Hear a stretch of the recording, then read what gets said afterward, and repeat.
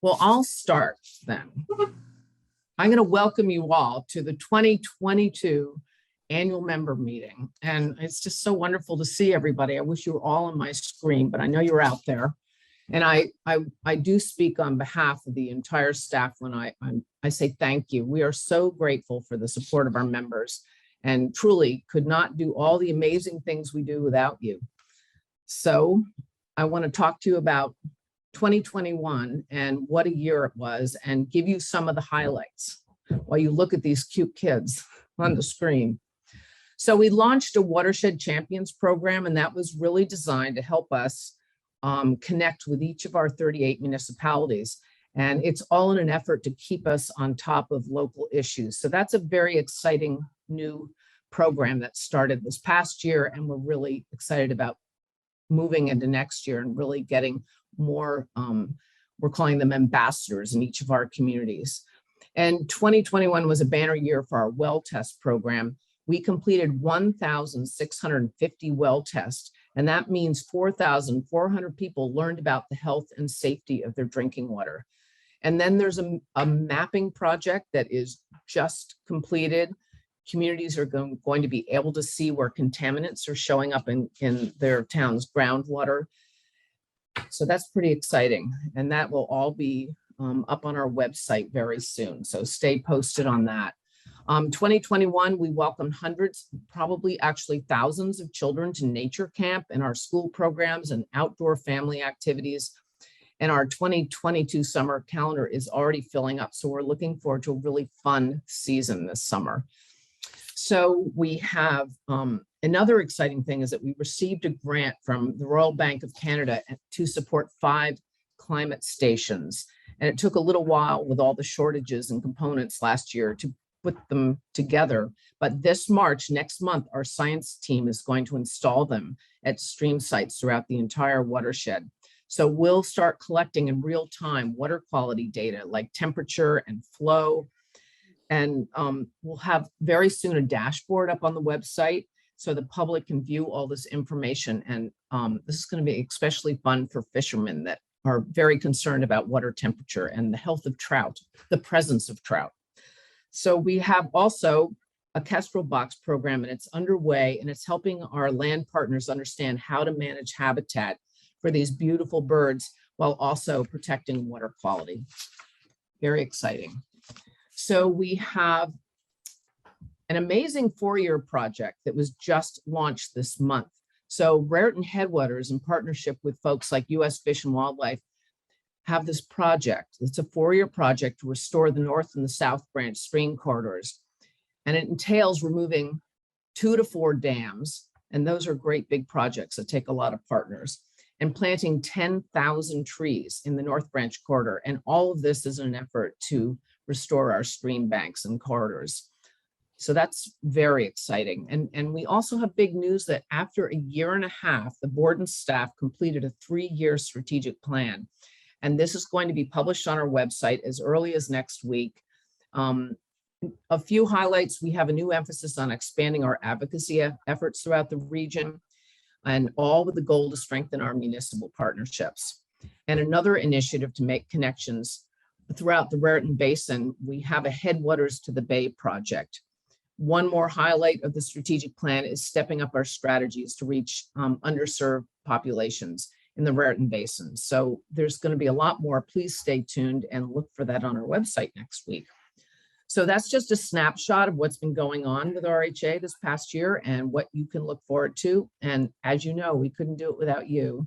And also, because of you, Raritan Headwaters has this amazing professional team of scientists and educators, advocates, and project leaders, and they're all working to preserve and protect our precious water supplies and the health of this beautiful watershed region. So again, I thank you. Thank you. And that's enough of me. I am ready to turn this program over to Lauren Tice, who is our Director of Education. And Lauren, are you ready to introduce your great folks from Reddington Schools? I'm ready. You go. Here, I'm trying to find myself. So funny. Hi, everyone. Thank you so much for joining us tonight. It's so great to see so many faces I miss the days of us being in person for our annual meeting, but this is kind of fun in its own way. So if we haven't met before, my name is Lauren Tice. I'm the Director of Education at Raritan Headwaters, and I'm so excited to welcome the Eco Ambassadors team from Reddington Middle School tonight, who will be presenting their ArcGIS story map, which is entitled Spoiled Oceans.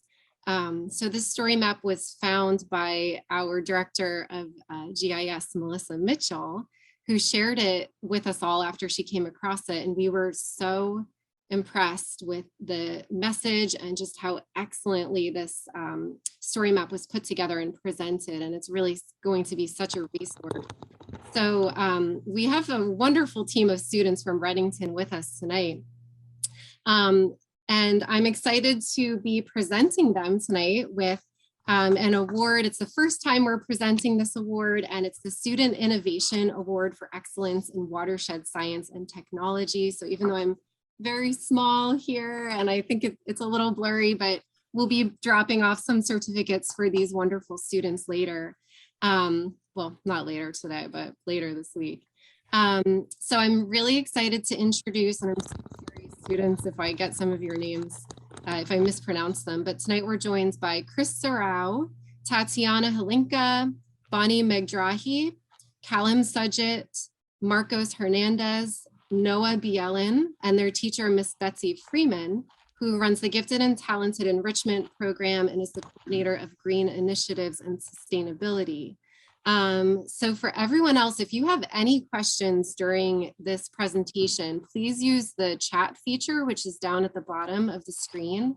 And I'll be happy to moderate a few questions according to how much time we have. So with that, I will turn it over to Betsy and the students. Welcome. Hi, Betsy. Hey, Lauren, thank you so much for having us out. I can't even begin to tell you guys how much we owe to Raritan Headwaters. So I should probably just back up and say, Betsy Freeman, I'm a teacher here at the middle school. I'm also our coordinator of Green Initiatives and Sustainability. And I also wrote our enrichment program, which uses the environment as an integrating theme. So we are totally in your lane. The kids will explain some of the guidelines that we use for like all of our research and our work. But I could tell you we are huge advocates of Raritan Headwaters, all the research that you do, the action, the community building. We're big on partnerships. And I could tell you it's my 4th year here. The very first group that I reached out to was our watershed ambassador with Raritan Headwaters. So going down memory lane, I think it was like Daniel Correa, and then we had Shaylin, and Shaylin did such an awesome job, and the pandemic came and shut everything down. And then we had the amazing Cameron McKenzie, and of course, Stevie with us right now. So I just have to say that the first time I had heard about Raritan Headwaters when I came out to your State of the Watershed meeting back in 2018, and I was blown away by the science. So I think what you're going to see here is the downstream effect of your works from how it trickles to you. It trickles down to educators, and then it's the students who really put it into action. So with that said, Callum, I'm going to pass it off to you. Thank you, Ms. Freeman. At Reddington School Districts, one thing everyone is excited about is the 4th grade river trip, which you guys at the Reddington Headwaters Association really helped drive. It's a big deal. We all get to go out into the water and learn firsthand what a watershed really is and why it's important to keep it clean for all life. I'm one of the leads in our Eco Ambassador Club. We basically use the 3 Ps, people, planet, prosper, to help our school community prosper. We aim for the 4 basic goals of a good society: social inclusion, cohesion, environmental sustainability, economic prosperity, and good governance by major social actors, including government, businesses, and nonprofits, like you guys at the Reddington Headwaters Association. We also use the United Nations Sustainable Development Goals to guide us in everything we do. The target date for the SDGs is 2030, which makes this the decade of action. Now I'd like to pass it off to my colleague Marcos, who can tell us a little bit more about what it looks like in our school. Chris, if you could just advance the slide. And so these were just the 4 basic objectives that Callum was mentioning. If you can go forward again, Chris. All right, thank you. What we're focusing here at RMS is the global goals 12.3, 13.3, and 14. Chris and Tatiana will touch on these in their story maps later, spoiled oceans. Since Chris's food waste audit was shut down because of the pandemic, we are leading the actions now. One thing we understand is that food waste is a major contributor to climate change, which wreaks havoc on our waterways too. SDGs 12.3 is have global per capita food waste, which means to cut down everyone's food waste in half. 13.3 is building knowledge and capacity to meet climate change, which we're doing in Eco Ambassadors. And finally, 14.1 is reducing marine pollution. Food waste on land affects the world underwater and mainly subtarget 14.1. This specifically touches on a main problem of food waste. It can pollute oceans and rivers around the world. This touches on 12.3, have global food waste per capita, and then this turns and connects with 13.3 because we're building knowledge of climate change around our area and beyond. I'd like to now introduce Noah, who will talk about how our school year started. Just like Marco said, just look at how our school year started.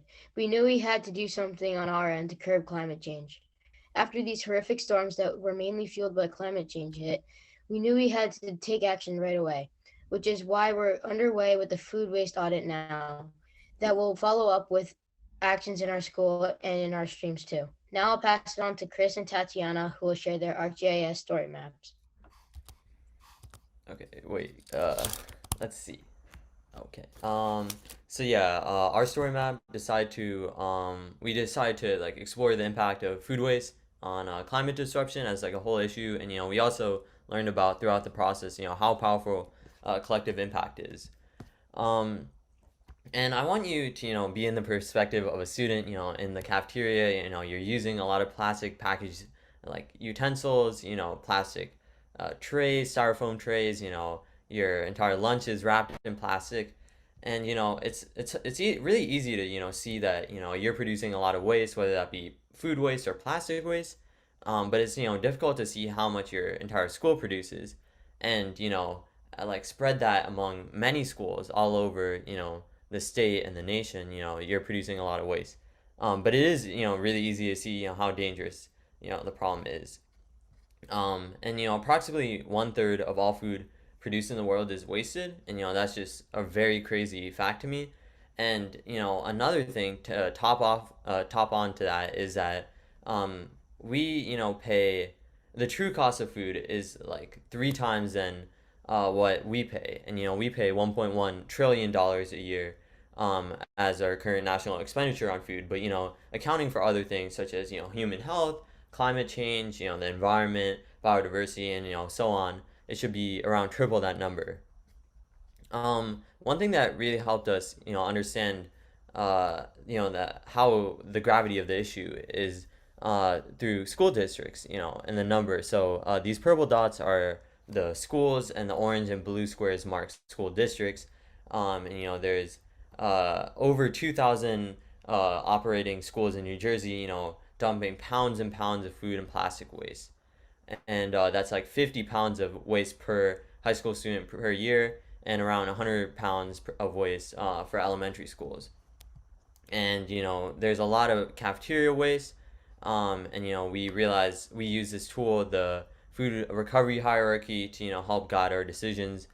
And, we wanted to see, how it happened in our school. So we did a food audit. So a food waste audit after, 3 grades of 500 total students eating. This is just after 1 day worth of trash, and, multiply that over multiple lunch periods and, during a whole school year, and, 2,000 schools in New Jersey, you're producing a lot of that. And we call for students, to change their recycling behaviors, but, realize that there's a lot more that happens before that. And, we realize that at the top, we see the events of food waste and plastic waste, but, there's a lot undergoing the mindsets and the structures in place that, support these mindsets. And I think Callum and Marcos and Noah and all the students in the middle school have really been continuing like all the work that I've been doing, since the pandemic, and how after it has reopened, they've been able to, continue our research and progress on this issue. So I'm gonna hand it off to Tatiana to talk about, our oceans and what happens downstream. So, how does food waste connect with our oceans? As we dive deeper into our own food and plastic waste, we saw how detrimental chemicals like pesticides, fertilizers, and preservatives were. All of these chemicals continue up the food chain through other animals, reaching and impacting us. In addition, when nutrients build up in an aquatic environment, it allows phytoplankton to grow and reproduce, resulting in algal bloom. The process is called eutrophication, and there are many consequences of algal bloom food waste in our actions, affecting the ecosystem as a whole. Because of this dilemma, our team was focused on researching and bringing awareness to everyday school actions and our actions. And for the Spoiled Ocean Story Map, we were inspired by the NGDP School Food Waste Guide, EPA Food Audit Guide, and some projects from cafeteria culture. Now, Chris will talk more about how the Raritan River microplastic shaped our student perspective. Yes, this is titled Our Behaviors, and it helped us, understand, how the plastic waste impacted us locally. Of course, the Raritan River, and microplastics present. And one thing that we really appreciate, as students doing research and or and learning about like this issue, and what helped us understand the gravity of the issue is the research that all of y'all done as part of Raritan Headwaters, and we really appreciate it because when we saw that C- grade, it really helped us understand this is like a really urgent issue, and it really has helped us understand how big this issue is, and how many people are affected by it, and it's not just what's on the surface, but all the smaller things that add up over time. So I'm gonna hand it over to Tatiana to conclude about flooding life. Give me 1 second.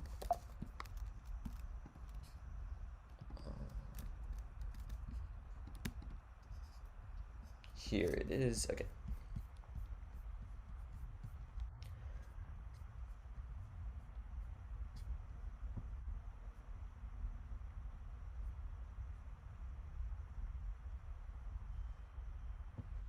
Hurricane Ida made landfall almost 1,000 miles in the Gulf of Mexico around September, and more than 25 lives were claimed just in New Jersey, and that's more than any other state.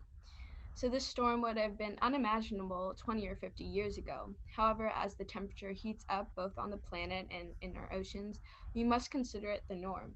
The storm was fueled by just the right mix of weather conditions of climate change.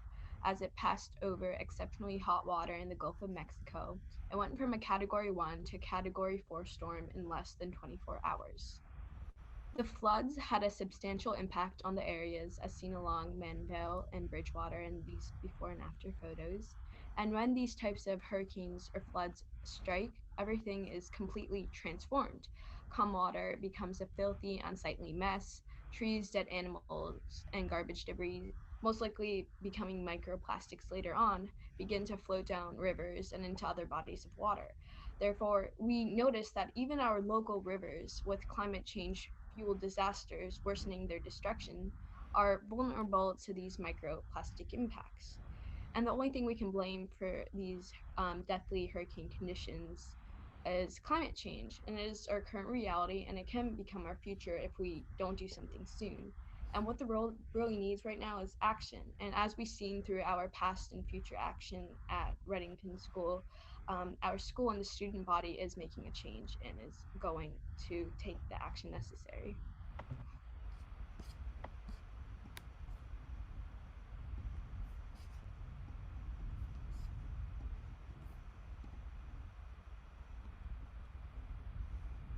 So that wraps up the student story map. I will just throw in there that we worked in collaboration with Columbia University's Eco Ambassador Network. And so a couple of the kids and I, Chris and Tatiana and Bonnie, who couldn't make it tonight included, spent the summer actually from like May to September working on ArcGIS and learning the technology.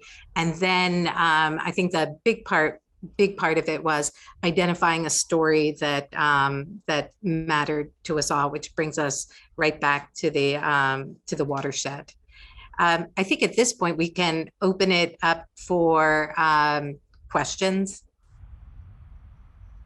Yeah, thank you so much, Ms. Freeman and the Eco Ambassadors team. I just have to say, I'm just really blown away. You know, I looked at the, I saw your story map myself, but just hearing the students present about it adds such a nice depth to all of the work that went into creating such a, it's not really, it's more than just a tool for communication, really. It shows all of the work that you actually put into learning about these topics and actually putting them, you know, creating actions to help at your school. It's just really, really incredible. And your dedication to water quality in the watershed and globally is just really fantastic. I can't thank you all enough.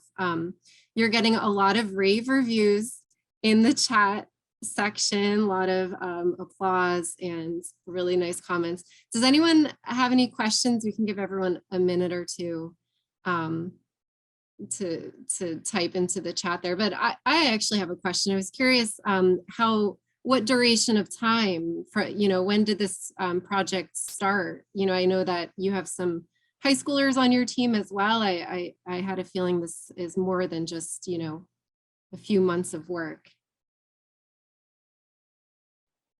Chris, why don't you go ahead and take that? Yeah, I can take it. So it started, you know, a few years ago. I think 3 or 4 years ago when I was in middle school and I was under, and I had Miss Freeman, you know, as a teacher. But you know, it has evolved to be, you know, so much more.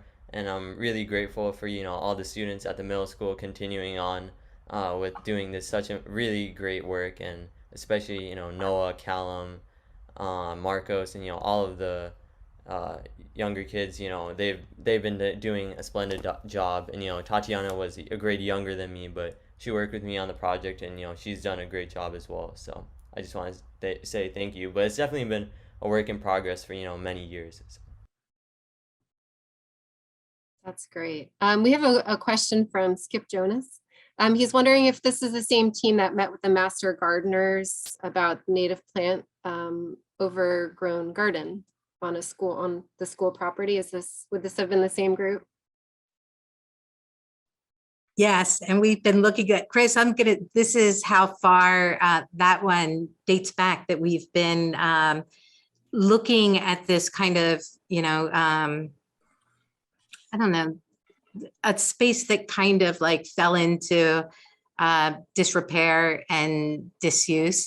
So Chris, do you want to talk about the native garden a little bit? Yeah, let me, I turn my, can you hear me? Yep. Yeah, this is Trisha Deering, not Skip Jonas, Skip Jonas's wife. Oh, sorry, Trisha. So I went and met with you guys. So when I was looking at this, I was like, wow, the teacher looks familiar, the students look familiar. And I think Rebecca did some soil workshops with you guys. Anyway, I was like, holy cow, I think these are the same students that we met with. So Yeah. you've come a long way. I can give a quick update on that, because it did span a couple of years, and there have been a number of people in there that I have to give a shout out to. So the you know, Mario and Marlena Orlandi, Stephen Foster out there. My God, thank you to all the master gardeners. And so when we looked at that space last year, and Shaylin had been out before the you know, before the pandemic, like put us all into freeze mode. But we looked at that space, and we looked at another space, if you recall, Trisha, that was out behind the Hollenbrook School. Yeah, the big field. Yeah, we call it the triangle. And you know, I have to also give credit to one of our board members and the person who runs our green team, Eric Swirling. He had had that space carved out when they put the solar panels in, and so it's created this opportunity for yet another potential learning garden or learning space, where kids can get hands-on. So, we kind of went into freeze mode for a couple of years. We looked at the native garden. Marlena had come out and, we did a little bit of pruning in that. So that one is still in the works. And I will say we would love to have you out anytime. that you want to come Yeah, out to. pretty overgrown, seriously overgrown, if I remember correctly, but we did find some good stuff in it. Wonderful. Anyway, I didn't want to like sidetrack this, but I was just wondering if it was the same team. No, I think it's such a great segue. It just shows what a community can do, right? That's so multifaceted. And we're just so honored to have you as part of our watershed community, and so thrilled that you found value in what it is that Raritan Headwaters does. I know that we're on a tight schedule, but I just wanted to get one more question in, and I'll try to combine Ron Redling and Dallas Hetherington's questions. Have you, as a result of your work, has your cafeteria and your peers, have they been receptive to the changes that you've proposed? And then do you think that some of these efforts will live on at the school? We're meeting with our green team to talk about some of these proposals. And so we're hoping we'll turn them into action hopefully tomorrow. And we're actually also working on a second audit that we hope will be more out there to the public of the school. So people inside the school are more aware of what they're doing to the climate themselves, and how when they throw out that extra waste, what they're doing and what the knock-on effect of that is. And so we're hoping to start a campaign so that students are more aware of their impact. And so students can become more in-depth learners. And so they know the impact that they're having on the climate. And so they can tell that their peers, and it goes out because it's a network effect where they talk to their friends. And so we're hoping to push it out and touch a ton of people by doing this and change the world.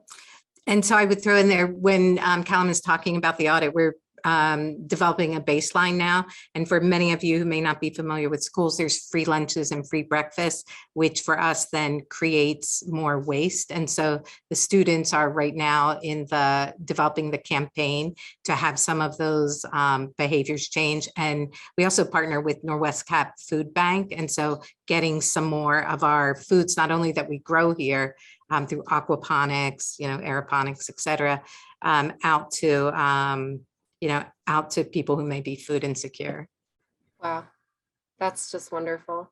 The more we go on, the more I'm just like so blown away by what you all do. We could spend all night talking to you all. It's so interesting and so impressive what you all have accomplished so far. I will turn it back over to Cindy, but I just wanted to give a huge thank you to Ms. Freeman and the Eco Ambassadors for joining us tonight, for all the hard work that you've done. And we just can't wait to continue our partnership with you and to continue to see what we can do together. So thank you all so much.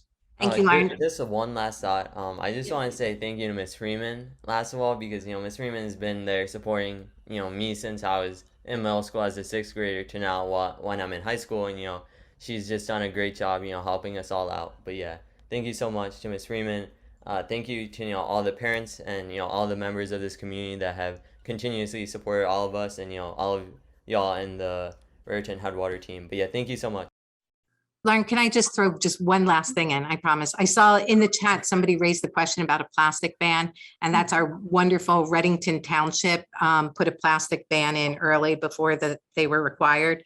And the environmental commissioner was Neil Hendrickson was out just last week meeting with us to talk about us partnering with them to do a stream cleanup. So we're definitely all about supporting you. And thank you again for having us. Amazing. Thank you so much, Betsy. And Chris, the great final words for the presentation. I think the overall message is that we're all educators and we're all learners in some capacity, right? So, all right, thank you. Cindy, I'll turn it over to you. So impressive, and leaders. Thank you guys. What a great job. I think we're all inspired by you. Well, I guess it's time to talk about the volunteer awards. So Christy, are you going to take the lead on this? Sure. I'm here to Are do you that. ready? Yes, I am. Good, good. Well, thank you everybody for joining us tonight. And I just enjoyed that presentation by the Reddington students so much because they touch on a lot of the work we do. And it's great to know that the next generation is there to take over the torch and try to ensure that we have a healthy environment in the future. So we have many wonderful volunteers here at Raritan Headwaters, but this is the time every year where we honor a few that really stood out among our wonderful volunteers. I begin with, I'm going to introduce the first two volunteer awards this evening. I'm beginning with our Science and Stream Monitoring Volunteer Award, which goes to Ray Crew. Everyone knows that wonderful smiling face there, Ray. Ray and I started together here at Raritan Headwaters over 7 years ago, and it has been a joy to get to know Ray and at times work alongside him when I get the chance. Even among our other top-notch citizen scientist volunteers, Ray is a rock star. Everyone knows who he is, and they love to work with him. Ray has received several awards from RHA over the years, including the esteemed Suki Dewey Volunteer of the Year Award in 2019. I hope I have that year right. Well, there was no doubt he deserved this award tonight after he dedicated over 100 hours this fall to helping RHA complete assessments of 150 culverts and bridges for aquatic and terrestrial connectivity. Often hard, always muddy, and frequently dangerous work as traffic was whizzing by on major highways like I-80. The information Ray collected will inform upgrades to ensure that streams are reconnected for fish and other stream animals, and there will be safe passage under roadways for many species of mammals, reptiles, and amphibians. Thank you so much, Ray, for your work. Next, I present this year's Stewardship Award to Ron Redling. A couple years back, Ron began volunteering on a variety of stewardship projects, including invasive plant removal, tree plantings, and rain garden installations. Once Ron gets to work, there's no stopping him, and he has helped restore many acres of habitat in the Upper Raritan. That alone would make him the choice for this year's Stewardship Award, but Ron didn't stop there. By volunteering to man the auger to dig holes in rocky soil at our Fox Hill Preserve last May, Ron made it possible for volunteers to easily come and plant 250 native trees without too much labor on their part. The reforestation project was a success mostly because of Ron's contribution. Near the end of a long, hot, humid day, and almost to the last hole, a tussle with the unruly auger ended up costing Ron 40 stitches in his shin. But in usual Ron style, he was not deterred and came back to join RHA as a member of our stewardship committee and continue his stewardship activities on our preserves. We at RHA are grateful to you, Ron, for all you've done and continue to do to restore habitats and protect water resources in our watershed. Thank you so much. And now I hand the floor over to Lauren Tice to present the Education Volunteer Award. Hello again. So I am just thrilled to present our Education Volunteer Award to our fabulous RHA educator and volunteer, Miss Tracy Gordon. She's been nominated to receive this award specifically for the many hours that she volunteered to run hikes on Saturday mornings for families, adults, and kids at Fairview Farm over the last year. And this was at the height of the pandemic. Miss Tracy was out there every Saturday, her valuable weekend hours, through rain, snow, ice, and hot sweltering weather. Miss Tracy led folks on the trails to enjoy time outside together during the pandemic, which was so valuable. And anyone that knows Tracy knows that, as it says on the screen, her exuberant personality brings out the kid in anyone. And through these programs, she's helped so many people connect to nature when they needed it most. So thank you so much, Miss Tracy. And then I will hand it over to Cindy, who will present the Land Preservation Award. Ha! I'm off mute. Well, the Land Preservation Volunteer Award goes to George Schauberg. And actually, George served on our staff as our land preservation specialist from January 2016 to fall 2019. And then he went off gallivanting around the country. So when we were in a pinch this year with no one to monitor our conservation easements, George stepped up. And this is a big job because as an accredited land trust, this is an annual task that absolutely must be accomplished and before the end of the calendar year. So George did all the heavy lifting. He wrote landowners and he monitored over 850 acres of preserved lands. He wrote up reports, which were tedious for each of our 33 easements. So George saved us this year. And he also pitches in to support our events. And also throughout the year, he's always on the other end of an email or a phone call. Help, we need something. That's our George. So we're so grateful for all he does for RHA, and congratulations, George, for this volunteer award. Very, very good. So I guess I get to talk about the big award also, our Volunteer of the Year. So this is an award named after our longtime friend and stellar volunteer, Suki Dewey. I think I see you out there, Suki. She's our champ. Anyway, so this award is named after Suki, and it's a very important one. And the staff really gets together to make a decision. Who is our Volunteer of the Year? And this year it is none other than our Carrie Hazelton. Carrie defines environmentalist. Her zeal for protecting our natural environment is played out in almost every aspect of her life. Even as an avid biker, she cleans up litter as she travels around our roadways. And just as passionately, she tackles every species of invasive plants on our preserves. I think autumn olive is a favorite enemy and loppers a preferred weapon. We can't thank Carrie enough for her tireless work and contributions to RHA. She joined our board of trustees in 2020, steps up to volunteer at every one of our events. She leads our land stewardship committee and pitches in year round. She works alongside our corporate, our scout, and our student volunteers. You know, Carrie, you do so much, and we're so thrilled to name you Volunteer of the Year. So congrats.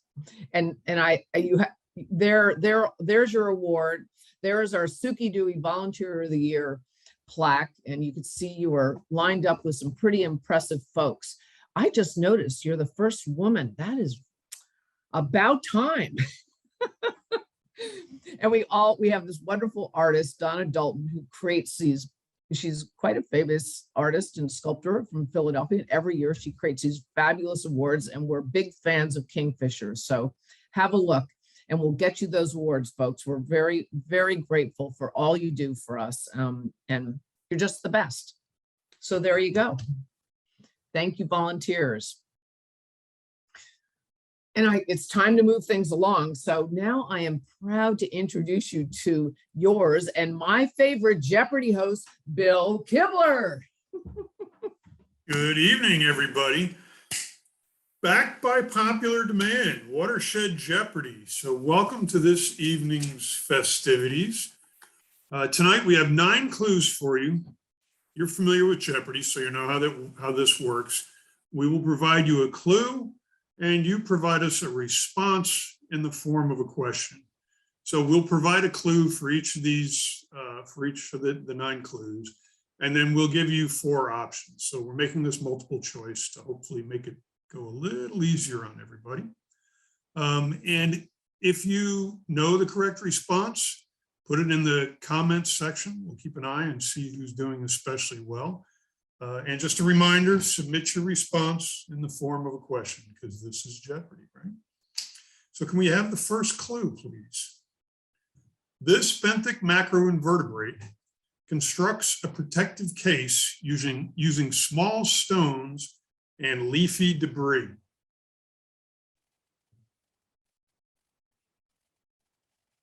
Melissa, can you give me the options? So here are your choices. What is A, an orb snail, B, a case-building caddisfly, C, a hellgrammite, D, a diving water beetle? So we'll give everybody an option, or excuse me, a little bit of time to respond.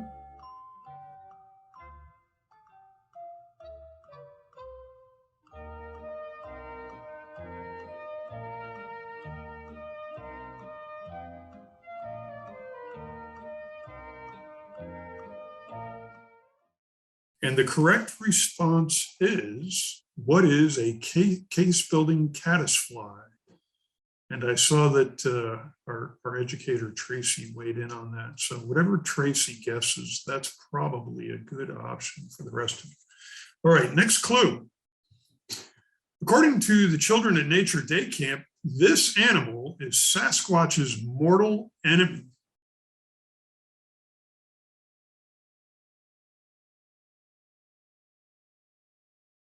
What is A, the black bear, B, the bald eagle, C, the wolf, or D, the groundhog?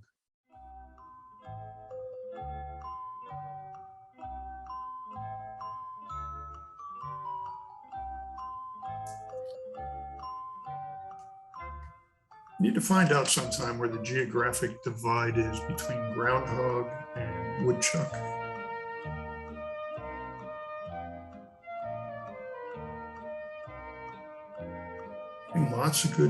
Lots of good responses on this. A lot of folks are weighing in. We're seeing almost everybody getting a choice. The correct answer is, what is a groundhog? That's right. Puxatawny Phil, mortal enemy of Sasquatch, according to our kids at summer camp. Next clue, please. This is an example of green infrastructure. What is A, a playground, B, a rain garden, C, an artificial turf field, or D, a detention basin?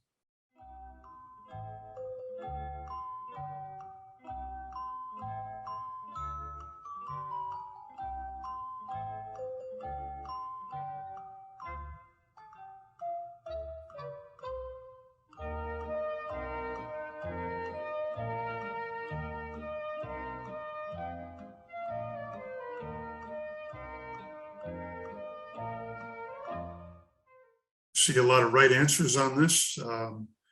It would appear that most of our contestants know their green infrastructure better than they know their Sasquatch, which I suppose is good news. The correct response is, what is a rain garden? That's right. Next clue, please. This benthic macroinvertebrate lives for about a year in the water in its nymph stage, in only about 24 hours as an adult. What is A, a dragonfly, B, a stonefly, C, a mayfly, and D, a cranefly, or D, a cranefly? All excellent bugs.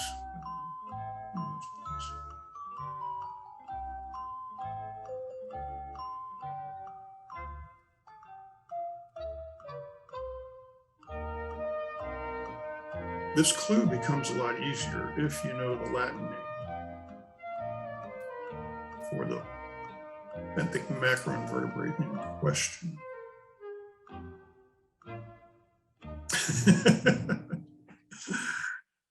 I see someone took the hint to copy from the educators. They know everything. The correct response is, what is a mayfly?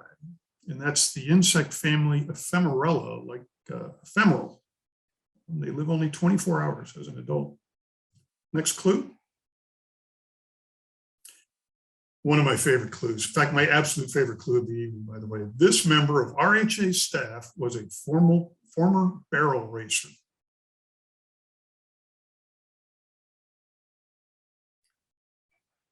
Who is Zach Kircher, Melissa Thomas, Deborah Dolan, or Mara Tippett? You will notice, by the way, my name is not on that list.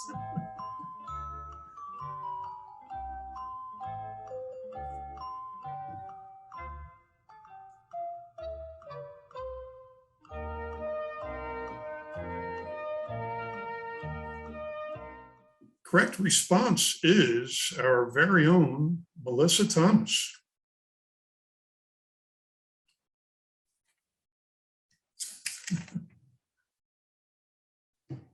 The third largest in New Jersey, it can hold up to 11 billion gallons of water and is named after the creek that feeds it. Let's see how well you know your New Jersey bodies of water. What is Round Valley Reservoir, Spruce Run Reservoir, Bud Lake, or Merrill Creek Reservoir?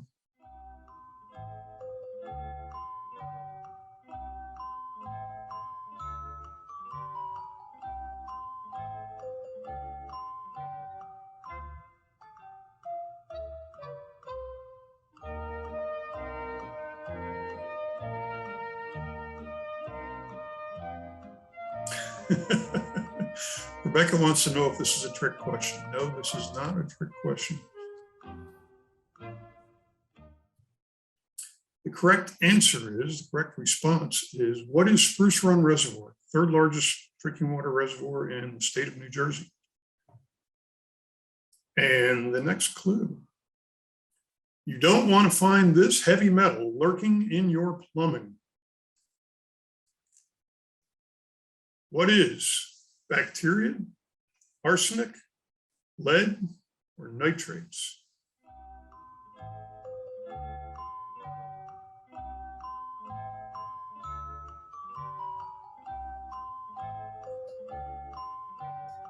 We're doing a lot of Latin tonight. This is another one where it's helpful if you know a little Latin.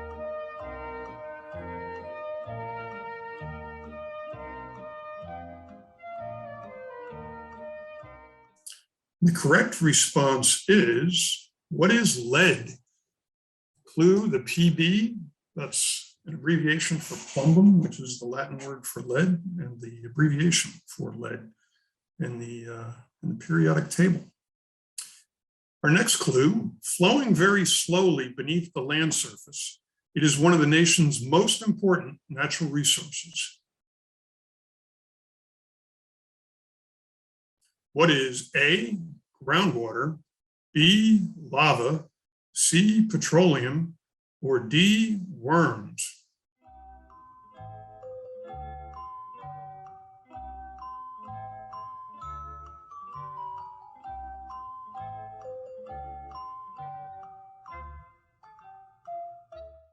The correct response is, what is groundwater? I was rooting for worms personally, but groundwater, a critically important resource. And now, final Jeopardy. This is your last clue for this evening. The longest river in New Jersey that begins and ends completely within the state. Again, the longest river in New Jersey that begins and ends completely within the state. What is A, the Musconetcong River, B, the Raritan River, C, the Delaware River, or D, the Shark River?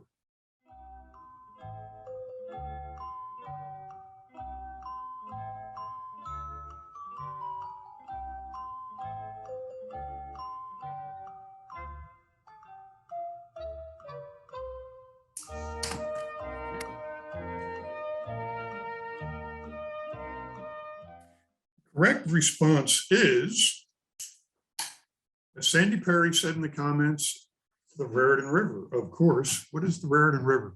And you get bonus points if you spelled it Raritan, by the way. Bonus points for Raritan. So thank you very much for participating. I am delighted to see everyone here. I sincerely hope that next year we'll be able to do this in person so that we can actually talk to each other face to face and perhaps share a drink back by the bar. And real quickly, before I turn the floor back over to Cindy, I wanted to give a quick shout out to our 7 pilot communities for our watershed and Champions program.